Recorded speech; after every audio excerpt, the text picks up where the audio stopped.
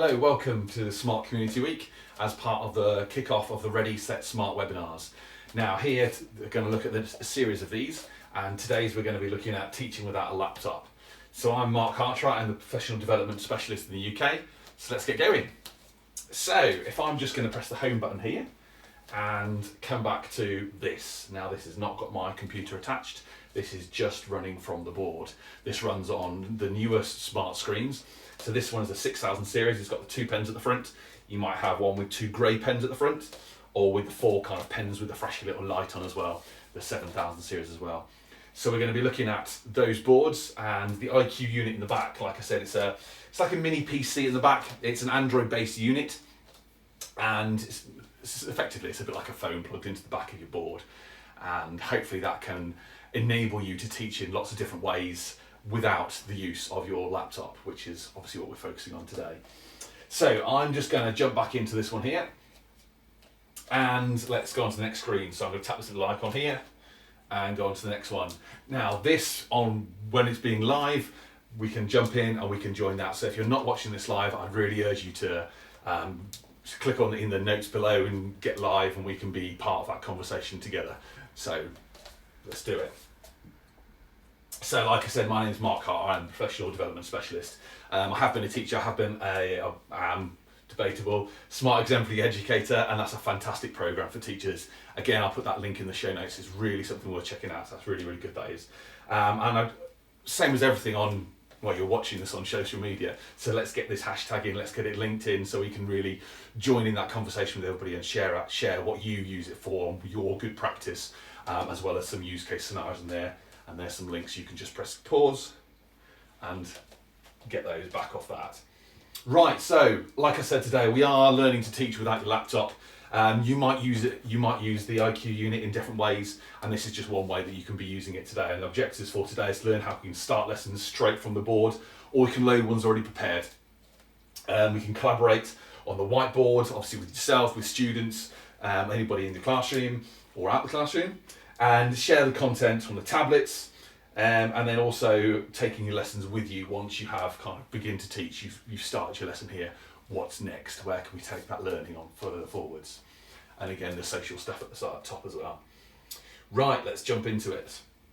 So the Smart IQ unit, like I said, it's a small Android-based unit on the back of the boards. Again, it's the newer boards, and it's got on it a whiteboard player, which is what we're looking at now, browser, screen share, files and settings. So in this quick kind of video, we're going to have a browse through those as well. Right, let's jump in. So let's back to this home button at the bottom there, and we've got this screen here. And as you can see, the new whiteboard on the side is surprisingly your new whiteboard. So let's click on that one there, and this is it.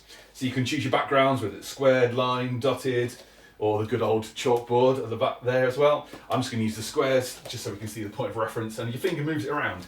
You've got your pinch to zoom, and then you pick up a red pen, and surprisingly it's going to write in red. So if I just write on there, I'm just going to rub that out the back of my hand, a squared plus b squared equals c squared. Quite simple, there's that. I can do that. If I had both pens, they can be writing together as well. So back of your hand, a large surface rubs it out, or you can actually individually rub out small sections as well. If you touch an object, you can move the object around, touch the screen, moves the screen around. And you can see there at the bottom, that's the kind of whereabouts it's off. I'm going all the way up to the top there, or going down there. So that's your kind of, it's a whiteboard. But hopefully it's plug up and go. You can just start making those notes, making the annotation notes. But what you can do is actually link students to it. So there I've clicked on the student bar at the top, and the students are from any device, just a web browser, because it's device agnostic with that sense. They can go to hellosmart.com, and then when you do it on your board, you will get your own code.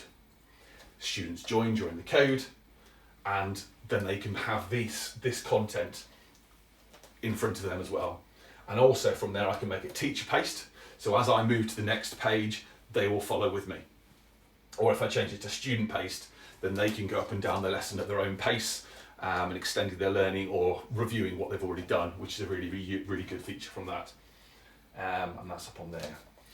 You've got different pens here as well. So if I did want to happy write with my red, if I wanted to change it to green, I can make those. I'm just going to rub that out. I can make those annotations in green there as well, and that's really good just to change that pen there.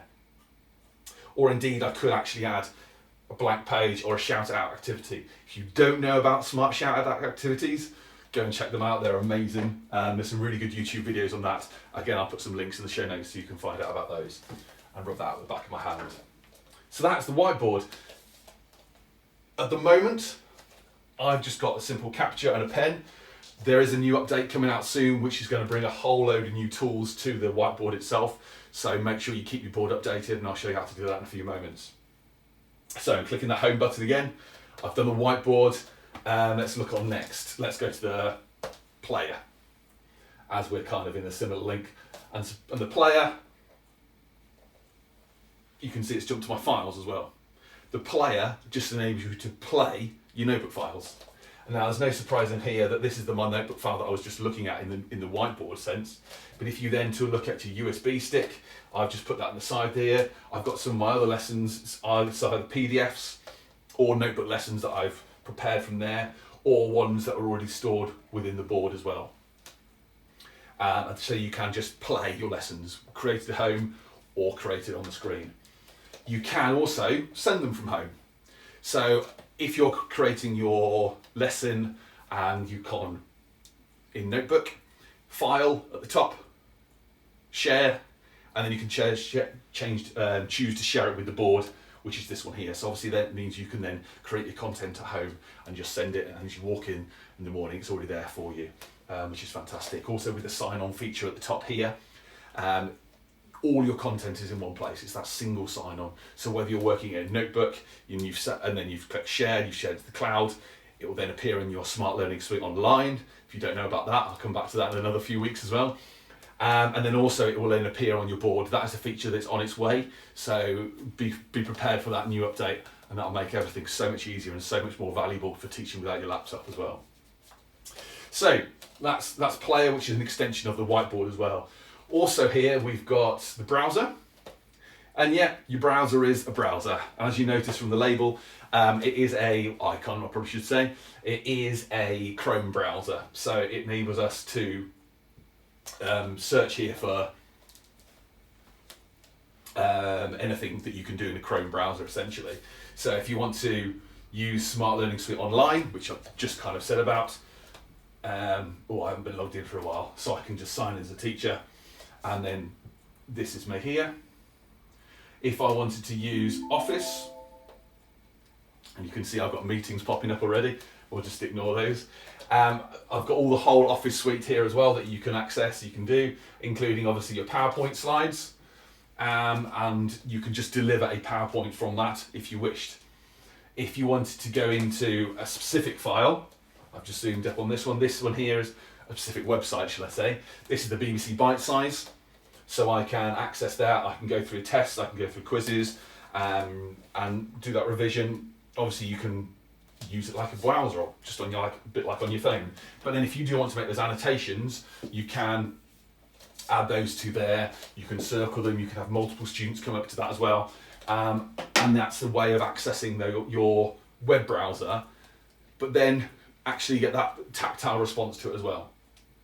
So I'm just going to discard that, because maybe I'll finish with those annotations. Again, it's the same by rubbing out. It's rubbing out, your pen is your pen, and that side. So like I said, I'm just going to save that. That will then be saved in my files. So I'm going to click on the home button there, and then with your files at the bottom, you can see there's my annotations there. And that was the document that I've wanted for that. If you wanted to save that, if I just go into the files, I've now got it on my board. So if I click and hold, I've got now more options. When it's in front of you, there's not a huge amount for you, just so it makes it simpler and more straightforward for you to teach what's in your way. And there's those extra options when you click and hold it. So click and hold it, you could delete it if you wanted to clear it all up, or if you wanted to start new folders, or in this case I want to export that to a USB, and now it's gone with my USB at the side here. With this board here, with the two pens, the 6000, you've got your USB at the side. If you've got the 2 grey pens, you've got a little USB at the front here. Or if you've got the 4 pens with the lights on, the 7000, then it'll be just at the side there as well. So just a small variance in the board, but essentially you find a place for a USB stick and it's there. And then that's on that side as well. So like I said, they're all the files, the things stored on the board or on something that's plugged in or through the memory sticks as well. Right, looking next one, the input is, surprisingly enough, it's your input. Whether that be your HDMI that you've got plugged in the back, your desktop, your laptop, whatever the input is, it's that. In this case, obviously the input is the Android unit in the back, which we're looking at because we're not looking at using a laptop today, because teaching without your laptop. So that's that one there. So the next one we're going to just look at is screen share.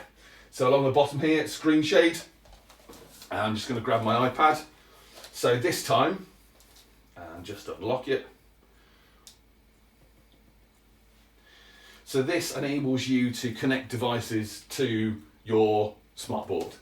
It is completely device agnostic, so yes, I've got an iPad in this case, but if you've got an Android or a Chrome browser or from Windows, it can all be shared in different ways like that.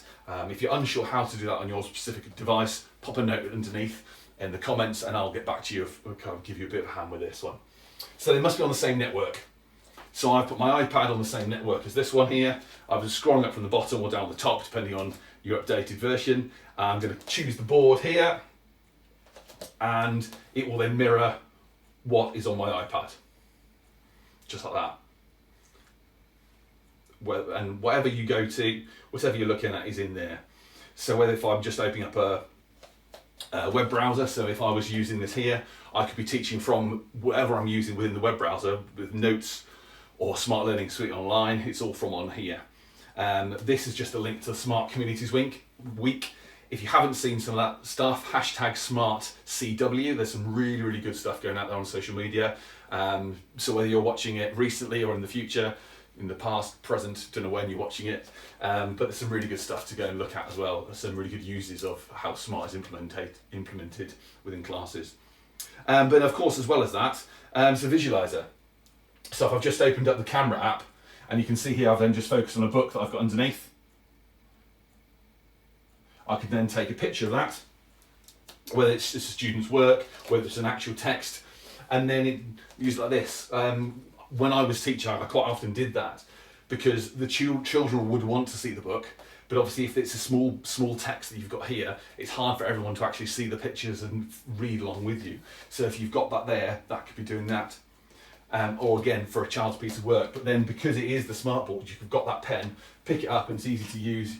Why is that a larger one? And you can be looking at, maybe you're underlining certain adjectives within it, maybe you're looking at the punctuation within it. So it then becomes a usable document and a teaching point for that as well. And again, we could save that through the files, but in this case, I'm just going to rub that away and then it'll come back to the live feed of your tablet, which is connected. So, let's click on the home button there and back to the screen here. Just pop that down. So we've looked at the new whiteboard with the player, the browser, and however way you want to teach that. The screen share input, lots of different stuff to do in that. But if you want to customize it, that's completely up to you. And obviously that's in the settings at the bottom there. So I'm just going to click on that settings button there. And within that, you've got your all settings you can dive into if you wish. Even something as nice as the wallpaper, change it to some of the preset ones, choose your favourite monster, I don't know. You could put your USB in the side, and then you could put your school logo at the top, or maybe it's a picture of your front school that some fantastic photographer's taken, or just a picture of your head teacher. So that's completely up to you. Maybe you should get their permission first. But that's all there. You've got different buttons you can turn on and off. It's just have a bit of a play within there and see what is in there. You have got an update button. I will say get your board on the network. It makes such a difference, and update your board. I've chosen to put mine on the beta channel. So all that means is I get a preview of some of the updates first. And I can see kind of what's happening in that. Maybe for teaching, if you've got that call of the Ofsted on the way, might put it on the stable channel, just because, as the name says, it's the stable one. But if you want to see those little features, that is on the beta channel in there as well. So there's a few little bits in there, how to have a look around and just have a scan through. So let's just jump back into the lesson I was looking at the very beginning. So teaching without your laptop. We've looked at these. Covered all those points. If you have any more questions like this, please just drop a link at the bottom, or drop a comment at the bottom, should I say, and I'll drop you a link, and then we can work together to see if we can get you learning and answer your questions with that. So over to you then, your challenge. So this is the IQ unit itself. How do you use it? I've shown you a few things like that, but how do you use it within your classroom? I'd love to see pushed out on social media, either through myself or some of the smart channels. This one is part of the Smart Community Week, so put it there. Or if you want to use the Smart Champion hashtag as well, that'd be great. Or just email me and I can push it out if you don't wish to. So that'd be great if you see some of those shared. And as well as the IQ unit, as normal, as usual, sharing teaching practice, I cannot stress that is fantastic, how much we learn from each other and how much we share, and I don't know what the word is, but it's getting involved with it. It's being part of your learning, then you can help the children learning from different people. There's some really good channels that you might wish to jump on with that as well. So let's just go on to the next one. This is the place I'm going to ask any questions. So I'm just going to cut out from here. So the next couple of minutes are just going to be some questions from the live webinars that we've done that apply to certain parts in it. So see you in a minute. Some of this useful. How can I annotate a picture in screen share? Again, just start drawing. If you want to annotate over a picture, just pick a pen and start writing. It's as simple as that. So with your mirroring to it, I know some of you use the Microsoft. So if you're mirroring on Microsoft, just annotate over the top, and it takes a capture, takes a print screen of it, and then you write over it, and then you can save that later. So hopefully that answers your question. Team wants to show screen shade again.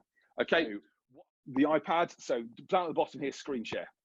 So I click on that. We've got this board here.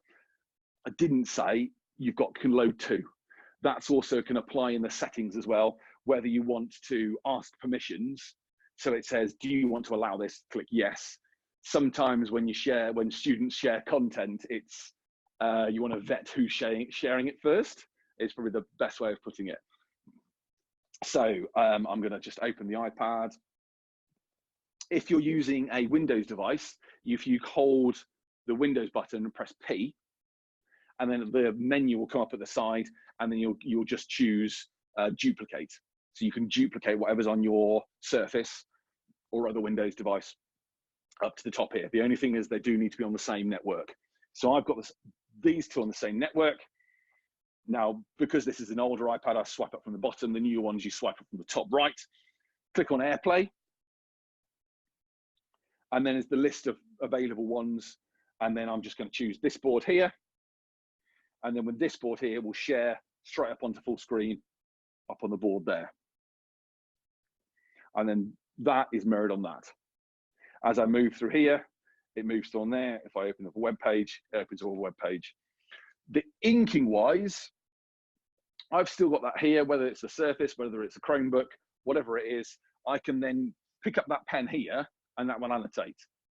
If I was to move this, that stays same. Like I said, it takes that snapshot of it, and then this is still available here.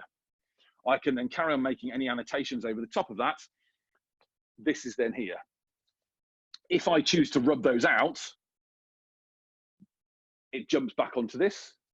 But if I choose to make those notes here, and I want to save them, I can click on that one there. I click save. It will then take that and put it into my files, which will be one of those dots at the bottom. And then you can use that as you want. And obviously you can now see, because I've saved it, I can then start annotating and using this device here as well. So Erin and team, does that answer your question?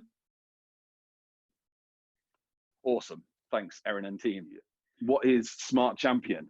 So Smart Champion, if I just jump back where is it? Smart Champion. Smart Champion started with the North American team, because obviously Smart is a global brand, and there's lots and lots of people working everywhere, and well over 20 million teachers really using it. So Smart Champion is just a global hashtag looking at I use this. Quite a lot of districts in America are bringing their own I like Smart way, but to kind of group all those together, we've done that. So it's a global way of looking at what's going on within Smart. So that's how do I get from concept from notebook on the IQ unit.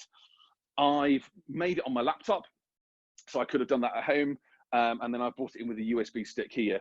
What I can do, mine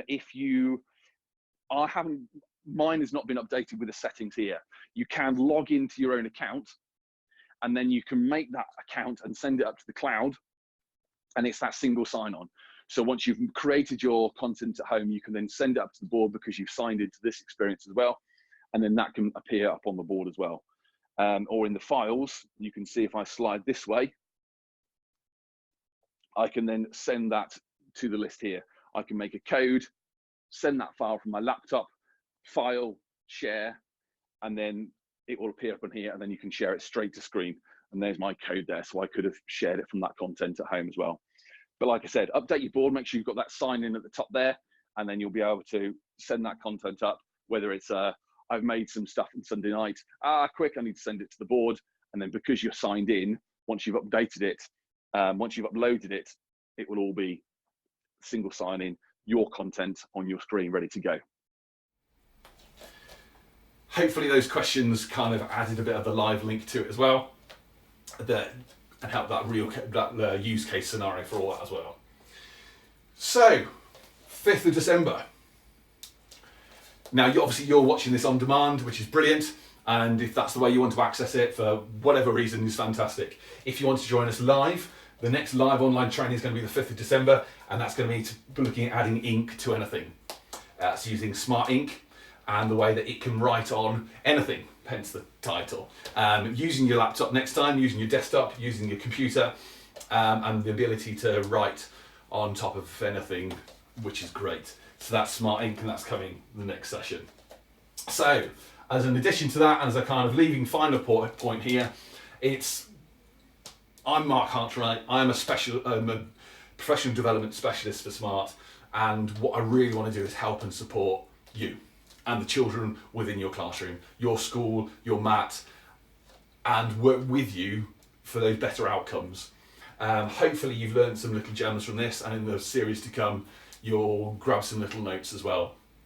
But if you wish to book some face-to-face bespoke training sessions where I can come out, or a member of our team can come out and support you, then be in touch with either that one or some of the other ones, links that you've seen. And we'd love to hear from you where we can support in a consultancy role. Let's start that conversation, that'd be great. So hopefully you've learned something today, and whatever you've learned, please put a comment below. If you found it useful, give it a like as well, or even share it to your staff. If you wish to share this as part of a staff meeting, then that'd be great. Again, put some comments in, and hope you've enjoyed the time. Thank you.